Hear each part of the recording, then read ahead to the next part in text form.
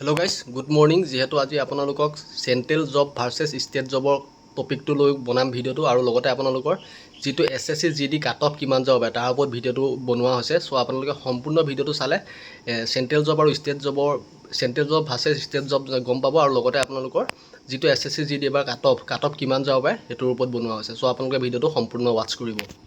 তো প্ৰথম চেণ্ট্ৰেলৰ জবলৈ আহোঁ। চেণ্ট্ৰেল জবত আপোনালোকে গ'লে গোটেই অল ইণ্ডিয়াত আপোনালোকে ডিউটি কৰিবলগীয়া হ'ব। অল ইণ্ডিয়া মানে অল ইণ্ডিয়া যিমান ডিষ্ট্ৰিক্ট আছে, যিমান ষ্টেট আছে, ষ্টেটত আপোনালোকে জব কৰিব, য'তে পৰে ত'তে আপোনালোকে ডিউটি কৰিব লাগিব। কিন্তু আপোনালোকে ষ্টেট জবৰ ক্ষেত্ৰত নিজৰ ষ্টেটতে আপোনালোকে জব কৰিব পাৰিব, গম পাইছে নহয়। আৰু এটা কথা জনাই লওঁ, আগতে মই কাকো ডিম'টিভেট কৰা মতলব নাই। যিটো ৰিয়েলিটিৰ ওপৰত ক'বলৈ গৈ আছোঁ, কাকো ডিম'টিভেট কৰা মতলব নাই, কাৰণ আপোনালোকে চাকৰি এটা সকলোৰে কাৰণে মেইন বস্তু। যিহেতু কাকো ডিম'টিভেট কৰা মোৰ ইয়াত মতলব নাই দেই ভিডিঅ'টোত। প্ৰথম চিচুৱেশ্যনটো আপোনালোকে গম পালে, যিটো আপোনালোকে গোটেই অল ইণ্ডিয়াত আপোনালোকে ছাৰ্ভিচ কৰিব লাগিব চেণ্ট্ৰেল জবৰ ক্ষেত্ৰত হ'লে, আৰু কিন্তু আপোনালোকে ষ্টেট জবৰ ক্ষেত্ৰত হ'লে ষ্টেটতে কৰিব লাগিব।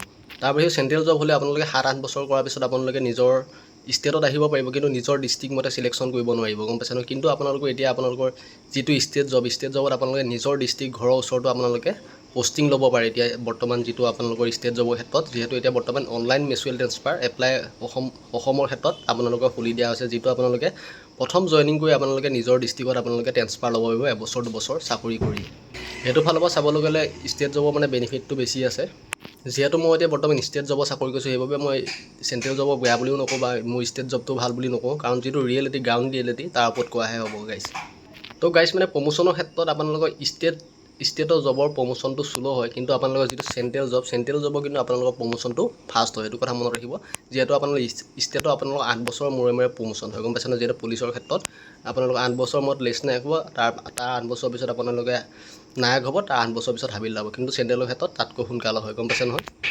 চেলাৰীৰ ক্ষেত্ৰত ষ্টেটৰ কম, কিন্তু আপোনালোকৰ চেণ্ট্ৰেলৰ চেলাৰী বেছি, গম পাইছে নহয়। চেণ্ট্ৰেলৰ চেলাৰী বেছি, কিন্তু ষ্টেটৰ আপোনালোকৰ চেলাৰী কম। কিন্তু আপোনালোকৰ যিটো চেলাৰী আপোনালোকৰ ক্ৰেডিট হয়, ক্ৰেডিটটো আপোনালোকৰ যেতিয়া বেংক একাউণ্টত সোমাই, আপোনালোকৰ চেণ্ট্ৰেলৰ যদি 31 তাৰিখ 1 তাৰিখটো যদি দেওবাৰ পৰে, তাৰ আগদিনা 30 তাৰিখে সোমাই যায় চেণ্ট্ৰেলৰ। কিন্তু আপোনালোকৰ ষ্টেটৰ যদি 1 তাৰিখ দেওবাৰ পৰিল, 2 তাৰিখ বা 3 তাৰিখেহে সোমাব, তেনেকুৱা নিচিনা। কিন্তু কি 2-3 দিন ষ্টেটৰ লেটকৈ দৰমহা সোমায়, গম পাইছে নহয়। যিটো ৰিয়েলিটি সেইটোৰ ওপৰত কৈছোঁ। ষ্টেটৰ 2 দিনমান দেৰিকৈ সোমায়, কিন্তু সোমায় 2 দিনমান দেৰি হয়, 3-4 দিন দেৰি হয় কেতিয়াবা, কিন্তু সোমায়। কিন্তু চেণ্ট্ৰেলৰ আপোনালোকৰ 1 তাৰিখে যদি নোসোমায়, 30 তাৰিখে সোমাব। সেইটো কথা মনত ৰাখিব। 1 তাৰিখৰ আগতে সোমাব, পিছলৈও কেতিয়াও এইটো নাযায়। কিন্তু চেণ্ট্ৰেলৰ ক্ষেত্ৰত এইটো এটা বেনিফিট।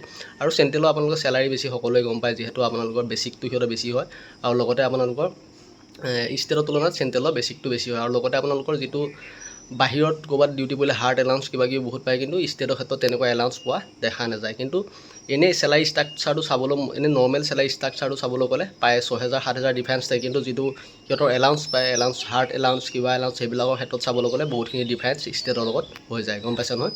আৰু এটা কথা ষ্টেটৰ এটা বেনিফিট আছে, যিটো আপোনালোকে ৱৰ্ক ফ্ৰম হোম কৰিব পাৰে, ঘৰৰ পৰা আপোনালোকে ডিউটি যাব পাৰে। কেপাচিটিটো সেইটো আছে। কিন্তু আপোনালোকৰ যিটো চেণ্ট্ৰেল হয়, আপোনালোকে ঘৰৰ পৰা ডিউটি যাব নোৱাৰে, গম পাইছে নহয়। বা কেতিয়াবা আহোঁ বুলি ক'লে, মন গ'লে ঘপকতে আপোনালোকে 20-30 কিলোমিটাৰ ভিতৰতে থাকে, বাইকখন লৈ বা স্কুটিখন লৈ আপোনালোকে আপ ডাউন কৰি দিব পাৰে যদি ডিউটি নাথাকে। কিন্তু আপোনালোকে চেণ্ট্ৰেলৰ ক্ষেত্ৰত তেনেকুৱা সুবিধা পোৱা দেখা নাযাব, গম পাইছে নহয়। আৰু যিটো ডিচিপ্লিন চেণ্ট্ৰেলৰ ক্ষেত্ৰত বহুত হয়। যিহেতু ডিচিপ্লিন কেনেকুৱা বস্তু, যিটো কাম আপুনি নকৰোঁ বুলি ভাবে, সেইটো কৰিবই লাগিব। আপোনাৰ বোলে মন যোৱা নাই, আজি মই এইটো কাম নকৰোঁ, কিন্তু নহয়, সেইটো ডিচিপ্লিনৰ মতে সেইটো নহ'ব। আপোনাৰ মন গ'লেও কৰিব লাগিব, মন নগ'লেও কৰিব লাগিব। সেইটো বেছি আছে ডিচিপ্লিনৰ ক্ষেত্ৰত, কিন্তু ষ্টেটৰ ক্ষেত্ৰত অলপমান কম আছে চেণ্ট্ৰেলৰ তুলনাত।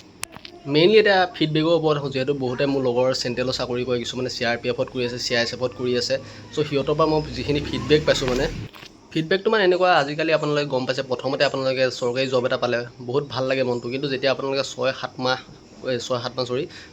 বছৰ কৰিব, তেতিয়া আপোনালোকে ঘৰলৈ বহুত মনত পৰে। যাৰ বাহিৰত থাকিব মন যায়, সিটো পাৰিব হেৰি কৰিবলৈ, কিন্তু যেতিয়া 6-7 বছৰ কৰে, তেতিয়া আপোনালোকৰ এটা এনেকুৱা হয়, ঘৰখনলৈ বহুত মনত পৰা যায়। যিহেতু আপোনালোকে আহোঁ বুলি ক'লে চেণ্ট্ৰেল জবত ঘৰখন কেতিয়াও নাপায়, সেইটো কথা মনত ৰাখিব। যেতিয়া আপোনালোকৰ কিবা এটা অসুবিধা হয় বা হেৰি হয়, আহোঁ বুলি ক'লে চেণ্ট্ৰেলৰ জবত আপোনালোকে আহিব নোৱাৰে। আৰু যিটো আপোনাৰ লিগেল ছুটিটোহে আপোনালোকে ল'ব পাৰিব। ষ্টেটৰ ক্ষেত্ৰত আপোনালোকে কেতিয়াবা ডিউটি শেষ কৰি আপোনালোকে গুচি আহিব পাৰে, কিন্তু আপোনালোকে যিটো চেণ্ট্ৰেলৰ ক্ষেত্ৰত আপোনালোকে যিটো লিগেল ছুটি পাব, ছুটি মতেহে আহিব পাব, গম পাইছে নহয়। যিহেতু আপোনালোকে যেতিয়া বিয়া পাতিব, বিয়া পাতাৰ পিছত এনেকুৱা হয়, ঘৰখনলৈ বহুত আহিবলৈ মন যোৱা হৈ যায়, তেতিয়া ঘৰখনলৈ বহুত মনত পৰে, তেতিয়া আপোনালোকৰ বহুত প্ৰব্লেম হয়। যিহেতু ফেমিলি চাবলগীয়া হৈ যায়, কিবা কৰিবলগীয়া হৈ যায়, তেনেকুৱা ক্ষেত্ৰত চেণ্ট্ৰেল জবটো বহুত বেয়া হৈ পৰে। যিহেতু আপোনালোকৰ সময়মতে ছুটি নাপায়, বা টাইমলি আপোনালোকৰ যিটো ছুটি ৰুল ৰেগুলেশ্যন মতেহে চলে, বা এনেকুৱা ঘপকতে আহোঁ এদিনীয়া আকৌ দুদিনীয়াকৈ তেনেকুৱা আহিব নোৱাৰে। প্ৰথম অৱস্থাত মানে আপোনালোকৰ বাহিৰত থাকিবলৈ বহুত ইচ্ছা যায়, কিন্তু যেতিয়া অলপ দিন হৈ যায় তেতিয়া আপোনালোকে বহুত বৰিং ফিলিংছ হয় আৰু তেতিয়া আপোনালোকৰ ঘৰলৈ আহোঁ মনত পৰে। মানে এটাই কথা, আপোনালোকৰ যদি ঘৰখন পাবলৈ মন আছে, ঘৰখন যদি চোৱা চিতা কৰি থাকিবলৈ মন আছে, তেতিয়া আপোনালোকে ষ্টেট জবত সোমাওক। আৰু যদি ঘৰখন যদি চোৱা চিতা কমকৈ কৰিবলৈ মন আছে, মানে চোৱা চিতা কৰিবলৈ অলপ মানে প্ৰব্লেম হয় আৰু চেণ্ট্ৰেল জবত গ'লে। আৰু আপোনালোকে ষ্টেট জবত থাকিলে কি হ'ল, আপোনালোকে বেলেগ কিবা এটা ব্যৱসায়ো চলাব পৰা এটা কেপাচিটি থাকে, কিন্তু আপোনালোকে চেণ্ট্ৰেল জবত অলপ সেইটো কেপাচিটিটো কম থাকে, গম পাইছে নহয়। যিহেতু আপোনালোকৰ ষ্টেট জবত ব্যৱসায় এটা চলাওঁ বুলি ক'লে আপোনালোকে ফ্ৰী টাইম অলপ পায়, যিটো আপোনালোকে অহা যোৱা কৰি থাকিব পাৰে। তেনেকুৱা কিবা এটা ব্যৱসায় চলালে আপোনালোকে চাই চিতি থাকিব পাৰিব, গম পাইছে নহয়। ষ্টেট জবৰ ক্ষেত্ৰত ছুটিৰ ক্ষেত্ৰত চাবলৈ গ'লে আপোনালোকৰ ষ্টেটৰ জবত অলপ ছুটিটো কম থাকে, কিন্তু যিখিনি ঘৰলৈ আহিব পাৰে ছুটি নল'লেও কেতিয়াবা চলি যোৱা চান্স থাকে। কিন্তু আপোনালোকৰ চেণ্ট্ৰেলৰ ক্ষেত্ৰত আপোনালোকৰ ছুটি যিটো লিগেল ছুটি সেইটোহে ল'ব পাৰি। চ' এটা কথাই ক'লোঁ গাইছ, মই কাকো ডিম'টিভেট নকৰোঁ, পইচাটো ডাঙৰ বস্তু নহয়, কিন্তু এটা কথা আছে, কিন্তু আপোনালোকৰ ফেমিলিৰ লগত থকা হেপিটো যিটো সেইটো হেপি হ'বলৈ হ'লে আপোনালোকে ষ্টেট চাকৰি ল'লেহে আপোনালোকে সেই হেপিটো পাব, গম পাইছে নহয়। চ' ইমানখিনিয়ে কথা, বেছিয়ে আপোনালোকক দীঘলীয়াকৈ নকওঁ। চ' আপোনালোকে এতিয়া বৰ্তমান SSC GD কাট অফৰ ওপৰত আহোঁ। SSC GD আপোনালোকৰ কাট অফ কিমান যাব পাৰে, মানে বহুতে সুধিছে, যিহেতু আগৰবাৰতকৈ এইবাৰ পষ্ট কম আছে, যিহেতু এতিয়া বৰ্তমান নৰ্মেলাইজেশ্যন হোৱা নাই। নৰ্মেলাইজেশ্যন বহুতখিনি বদলি যায়, যিহেতু নৰ্মেলাইজেশ্যন হোৱাই নাই। নৰ্মেলাইজেশ্যন কাৰণে মানে আপোনালোকক এতিয়া ক'ব নোৱাৰিম যিটো কাট অফ, যিহেতু আগৰবাৰ আপোনালোকৰ যিটো কাট অফ গৈছে তাৰ তুলনাত এতিয়া বৰ্তমান ক'ব পাৰিম, যিটো আপোনালোকৰ নৰ্মেলাইজেশ্যন হোৱাই নাই। নৰ্মেলাইজেশ্যনত বহুতখিনি কথা পাৰ্থক্য দেখিবলৈ পোৱা যায়, গম পাইছে ন। চ' নৰ্মেলাইজেশ্যন নোহোৱাকৈ কোনো সঠিককৈ কাট অফ ক'ব নোৱাৰে, সেইটো কথা মনত ৰাখিব। তেবোৰ এটা অনুমানিক আইডিয়াত আপোনালোকক এভাৰেজ SSC GD আইডিয়া দিব পাৰিম যে কিমান কাট অফ যাব পাৰে। জেনেৰেলৰ ক্ষেত্ৰত আপোনালোকে 71 যদি পায় এবাৰ ছেভ স্ক'ৰ বুলি অলপমান ধৰিব পাৰে, যিহেতু নৰ্মেলাইজেশ্যন হোৱাই নাই। তেবোৰ এটা আইডিয়াত আপোনালোকে এভাৰেজ কৰি দিছোঁ। 71 যদি জেনেৰেলৰ ক্ষেত্ৰত পায় আপোনালোকে ছেভ বুলি অলপ ধৰিব পাৰে। আৰু ST ক্ষেত্ৰত আপোনালোকে 64 মান পালে ছেভ বুলি ধৰিব পাৰে, যিহেতু এইবাৰ ভেকেঞ্চি কম আগৰবাৰ তুলনাত, কিন্তু ভেকেঞ্চি ইনক্ৰিজ হোৱাৰ চান্স আছে আগৰবাৰ তুলনাত। SC ক্ষেত্ৰত আপোনালোকে 64 ধৰিব পাৰে, ST ক্ষেত্ৰত আপোনালোকে 66 ধৰিব পাৰে, আৰু OBC ক্ষেত্ৰত 68 ধৰিব পাৰে, আৰু EWS ক্ষেত্ৰত 54 ধৰিব পাৰে। চ' ইমানখিনিয়ে কাট অফ যাব পাৰে এইবাৰ যিখিনি SSC GD ভেকেঞ্চি ওলাইছে। চ' ইমানখিনি, আৰু বেছি ভিডিঅ'টো দীঘলীয়া নকৰোঁ, আজি বনালোঁ যেনে তেনে, মন নাছিল যিহেতু ঘৰৰ ভিতৰতে, সেইকাৰণে বনাই দিছোঁ। চ' ইমানখিনি ভিডিঅ'টো। আৰু যদি ষ্টেট গভৰ্ণমেণ্ট জবত যাবলৈ মন আছে, যিখিনি আপোনালোকৰ কিতাপ লাগে, কিবা লাগে, আছাম পুলিচৰ হয়, ষ্টেট গভৰ্ণমেণ্টৰ গোটেইখিনি কিতাপ মোৰ ডেছক্ৰিপশ্যন আছে, যিখিনি পঢ়িলে আপোনালোকে পাছ কৰাটো 100% কনফাৰ্ম, বা বেলেগতকৈ আপোনালোকে 50% ওপৰত থাকিব পাৰিব। চ' আজি ভিডিঅ'টো ইমানখিনিয়ে, ধন্যবাদ।